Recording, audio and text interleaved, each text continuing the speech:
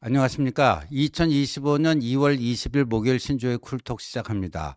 윤석열 대통령이 후계자로 김문수 장관을 낙점했다. 이런 주장이 제기가 됐습니다. 윤석열 대선 캠프에서 정책총괄 지원실장을 했던 신용한이라고 하는 사람이 있습니다. 이 신용한, 이 사람이요.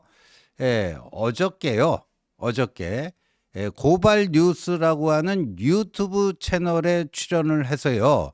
윤 대통령이 보수 원로들을 만날 때마다 김문수를 차기 지도자로 언급했다. 이런 얘기입니다. 한남동에서 보수 원로들을 개별적으로 만나면서 내가 잘못될 리 없겠지만 만약의 경우 후계자는 김문수다. 이렇게 보수 원로들에게 언급을 했다. 그리고 그런 발언이 극우 진영에 빠르게 퍼졌고 그래서 현재 김문수의 지지율이 높은 것도 그와 무관하지 않다. 그러면서 김문수가 보수 진영의 고정 변수다 하는 겁니다. 그리고 뭐 차기 총리직을 뭐 보수 원로들에게 제안하기 위해서 만나는 그런 자리에서도 주요 정치인들에 대한 인물평을 했는데 여러 명 인물평을 하면서 그중에 김문수가 가장 낫지 않느냐 이런 얘기도 했다라고 합니다. 이 신용한 씨는요. 대선 때 윤석열 캠프에서 활동한 것은 맞지만 얼마 전부터는요. 돌아섰습니다. 돌아서서요. 지금 저 고발 뉴스라고 하는 저 채널도요. 오른쪽에 앉아 있는 저분이 진행자인데 MBC 출신이에요. MBC 출신 이상호 기자라고요. 그러니까 저쪽은 이제 친민주당 좌파 유튜브 채널인데, 그러니까 신용한 씨의 저런 주장이 사실인지는 확인이 필요한 겁니다. 사실인지는 확인이 필요해요. 자, 두 가지 가능성이 있죠. 윤 대통령이 실제 김문수 장관을 후계자로 생각하고 그런 뉘앙스의 발언들을 누군가에게 했는가 여부인데, 저는 뭐 했을 가능성도 있고 아니면 신용한 씨가 지어낸 말일 가능성도 있고 양쪽 다 가능성이 있다라고 봅니다. 지금 한간에서는요, 그 플랜 A 탄핵 기각되고 윤석열 대통령이 직무 복귀되는 게 베스트지만 만약 그게 실패로 돌아갔을 때, 그리고 조기 대선이 확정됐을 때 윤석열 대통령이 누군가를 사실상 낙점하지 않겠는가, 본인의 후계자로. 그때 낙점할 사람이 김문수 장관이 아니겠는가 뭐 그런 얘기가 나오고 있는데, 감독님, 어제 그 나경원 후보 토론회 할 때 김문수 장관이 뭐 기조 발제 한 5분 했는데, 저게 보니까요, 50명 넘는, 국민의힘 의원들 거의 절반이 저기 왕창 몰려왔습니다. 보십시오. 나경원이 저 세미나, 토론회 주최자고요. 김문수, 권성동, 쌍권도 저기 있죠. 권영세, 권성동 있고요. 전 대표였던 김기현 뭐 있고요. 그다음에 한동훈 대표가 뭐 조기 대선에 정신 팔려 가지고 뭐 이렇게 성급하게 나왔다라고 수석 대변으로서는 굉장히 그 부적절한 얘기를 했던 신동욱 의원도 저 맨 오른쪽 서서 있는 사람 있잖아요. 뭐 있고 아주 대성황리에 끝났어요. 그러니까 아마도 그 신용한 씨가 지금 좌파 진영 쪽으로 뭐 돌아섰다고는 하나, 저런 모습을 보면 윤심이 김문수에게 있구나, 뭐 이런 그 가정이, 그런 추론이 전혀 불가능한 것 같지도 않다, 이렇게 비춰집니다. 그래서 플랜 A가 성공하면 제일 좋겠지만 그거는 탄핵 기각, 윤석열 대통령의 직무 복귀입니다. 그게 만약에 무의로 돌아갔을 때 플랜 B로 가야 된다. 조기 대선에서 조기 대선을 준비해야 되는데, 그럼 그렇게 되면은 윤 대통령이 뭔가 모종의 메시지를 내지 않겠는가. 조기 대선에 적합한 인물은 누구다.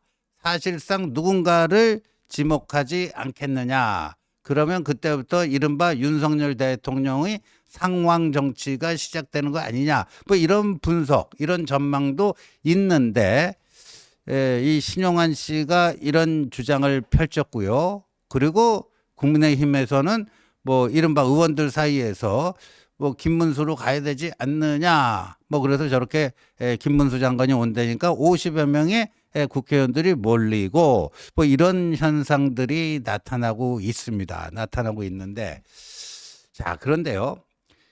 그러니까 이 신용환 씨의 윤 대통령이 김문수를 후계자로 찍었다라는 게 사실일 수도 있고 거짓일 수도 있는데 저는 거짓일 가능성도 있다고 봐요. 그런데 신용환 씨가 왜 그럼 이런 주장을 하는가? 지금 좌파 쪽으로 넘어간 것으로 보이는데 신용환 씨가 왜 이 김문수 장관이 후계자다 이런 얘기를 하는 이유가 뭘까? 겉으로 보면 신용환 씨가 좌파 쪽으로 넘어갔는데 김문수 장관 띄워줄 일이 없잖아요. 그런데 왜 이런 발언을 할까? 여러분도 한번 우리가 곰곰이 생각해 봐야 되는데요. 저는 그 해답을요. 개딸로 추정되는 사람들이 돌린 문자에서 우리가 찾아볼 수 있지 않을까. 그 개딸들이 돌린 문자 한번 볼까요? 여론조사 전화 오면 끄지 마시고 조사에 성실히 응답해 주세요. 꼭 김문수 눌러서 내란당 대선 후보 경선에 1위 할 수 있도록 해 주세요. 그가 정치해오면서 많은 업적을 이루었습니다. 바쁜 119 상황에다가 전화해서 여보세요. 네 119입니다.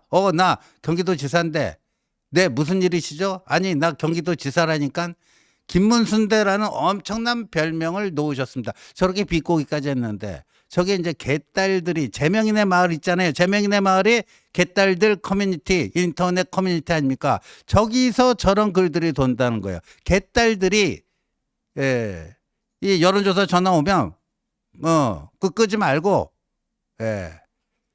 꼭 김문수를 누르자.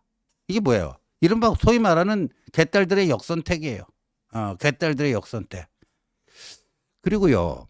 지금 요새 민주당 사람들은 뭐 335 모여서 민주당 뭐 대선 후보는 이재명인데 국민의힘 누가 나오면 이재명이 가장 손쉽게 이길 수 있겠는가 뭐 이런 얘기들 많이 한답니다. 그런데 요새 민주당 사람들이 입에 자주 올리는 표현 중에 제발 김문수로 이런 표현들을 많이 한답니다. 그러니까 이재명 입장에서 보면 가장 물리치기 쉬운 사람이 김문수 장관이다. 뭐 이런 얘기고. 그래서 그런 게 지금 개딸들의 저런 문자에도 그대로 나오는 것이 아니냐 하는 거죠. 왜 그런가? 김문수 장관은 워낙 우파 내에서도 가장 오른쪽에 있는 뭐 극우라고 공격 가능한 극우라고 공격할 수 있는 그런 인물이기 때문에 가장 무난하게 이길 수가 있다. 지금 이재명이 엊그제부터 민주당이 중도 보수로서도 기능하겠다. 중도 보수를 자임하고 나왔어요. 그런데 이재명이 저는 그걸 영토 전쟁이라고 얘기를 했습니다. 이 지금 쌍권 지도부가 제 기능을 못하면서 요새는요 여의도 가면 쌍권 위에 쌍전 있다 이런 말들이 나와요. 쌍권은 권영세 권성동 투톱을 얘기하는 거예요. 그 위에 쌍전이 따로 있다. 두 명의 전씨가 따로 있다. 그게 정광훈 전한길이다. 쌍권 위에 쌍전이 있다. 사실상 쌍전이 우파 진영을 이끌고 가는 리더다. 뭐 이런 의미겠죠. 그러면서 너무 오른쪽으로 가는 거 아니냐. 그러니까 이재명이 그걸 딱 보고 그럼 내가 이제 중도 보수라고 하는 저 정치적 영토까지도 내가 먹어버려야 되겠다 하면서 중도 보수 얘기를 하고 뭐 18억 이하 상속세 면제 뭐 등등 여러 가지 이런 중도 보수층의 소구력이 있을 법한 그런 공약들을 좀 내놓고 있습니다. 그런데 그런 걸로 봤을 때 그러면 상대 후보가 누구면은 가장 편하게 이길 수 있겠는가? 김문수다.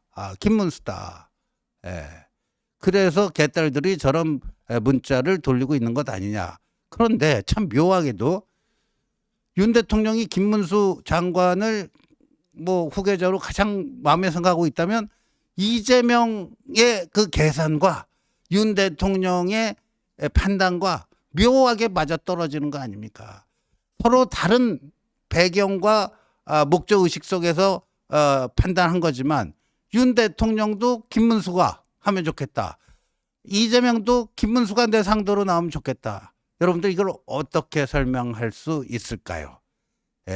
바로 이 지점에 지금 보수 진영이 조기 대선 플랜 B와 관련해서 무엇을 어떤 문제의식으로 바라보고 어떻게 승리할 수 있는가 전략을 세우는 데 있어서 지금 오늘 제가 말씀드리는 게 굉장히 중요한 포인트가 될 것이다.